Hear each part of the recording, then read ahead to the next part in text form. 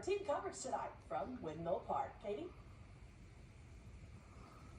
Yeah, Jessica, like I mentioned just a few moments ago, it is takeoff from Tulip Town.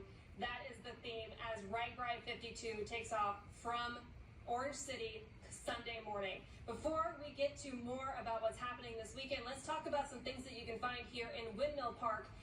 So make sure we get that graphic up here. There are a lot of events coming up here, including a bike repair and gear shops. We've also have the Ragbrai Expo, and of course, lots of food vendors. We've got live music as well, plenty of entertainment for Ragbrai cyclists, and their support teams ahead of Sunday's start. There's also shuttle routes, campgrounds, and more throughout Orange City. This map that we've got on the screen for you now, there are several others over on the Ragbrai website and also on Orange City's Ragbrai website. KTV's Taylor Deckard is in Windmill Park. We'll check in with her in just a few moments. But coordinating and planning to host Ragbrai for any city is a big undertaking. And joining me now is Patrick Brenneman. He is an Orange City Ragbrai volunteer and also a Ragbrai participant. First, welcome to KTIV. Tell me how long you've been participating in Ragbrai. Yeah, so it's been probably about 10 years. So I'm wearing our team jersey. Our team is Team Bad Music, and it says 2015 on it. So we're right at 10 years as like an official team, what we call an official team. But yeah, volunteering as well. Super excited to have it here. So I gotta know, is there a lore, a story behind this team name, Bad Music? Yeah, it's kind of the godfather of the team. Love to play bad music. Like the team motto is, songs our fellow riders listen to whether they like it or not. So we've got a huge mix. It can be anywhere from Bette Midler's Wing Beneath My Wings to Christopher Cross, sailing, like yacht rock stuff. Anything and everything. Anything and everything. And some people along the route will say, hey, I actually like that song. But our motto, one of the other mottos is, just because you like it doesn't mean it's good. There you go. I love it. Well, I'm a big music fan, so I'm all for it. Well, let's talk about the volunteers. Really, something like this cannot happen without a host of volunteers. What makes you volunteer in a community like Orange City? Yeah, actually, we're used to it. We have the Tulip Festival every year, so a lot of the kind of executive team members are Tulip Festival steering committee members, and then everyone else is just used to being asked. Everybody's willing to chip in. It started here in 2017, and it went over so well. More of the community members were asking, when is it going to come back? So everybody heard the announcement, and immediately everybody is willing to chip in wherever needed.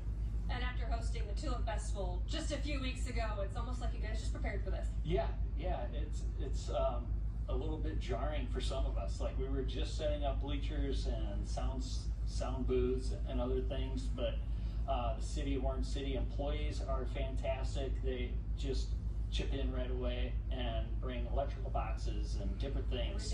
Everything we need. Super easy. All right, well, it would not take place here in Orange City if not for those volunteers, and also a whole host of events that they help put on. We're going to toss it over to Taylor Deckard and Chief Photographer Acacia Phillips, who are over in Windmill Park. Taylor, what are some of these events, and what are you seeing out there? Hey Katie, well, I just wanted to highlight what I think is my favorite part so far found here in Orange City, and it is these tulips made by the youth in this area. This was made by a young lady named Alexis. Then we have Max and Creighton, Abby. I think Levi, he has my favorite one so far. I love the map. I love Orange City being spotted on there. Everett, it just goes to show that this is such a big community event. You can find this line of tulips all across the whole area in Orange City. They're scattered around through all the businesses.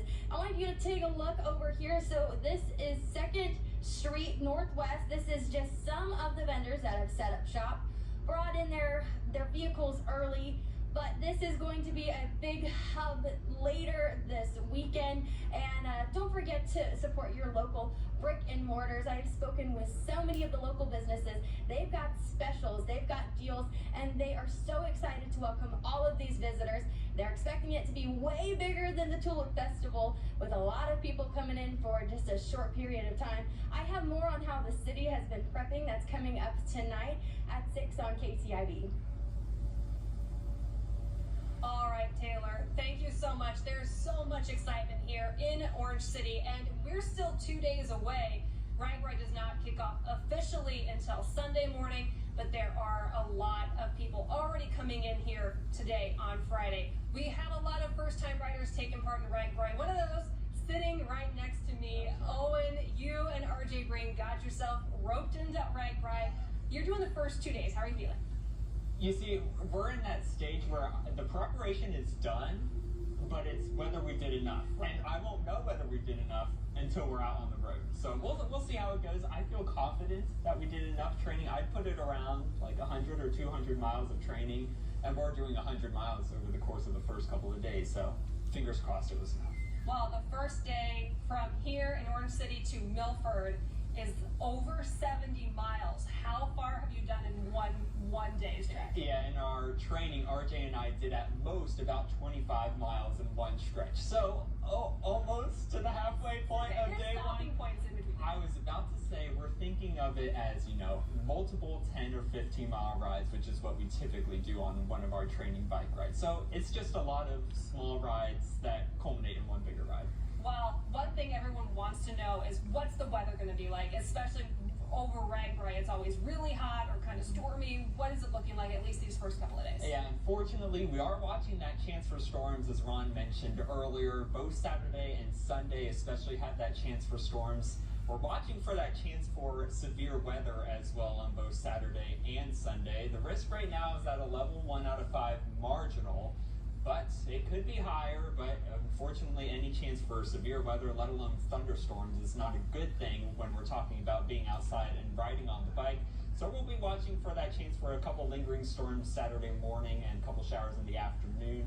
Once again, Saturday night. So as everyone's getting ready to prepare for the bike ride Saturday night and into Sunday, I'll watch for that chance for some overnight storms and storms possible once again on Sunday as things kick off here in Orange City. Thankfully, though, temperatures in the low 80s for highs on Sunday. So that's not going to be too bad.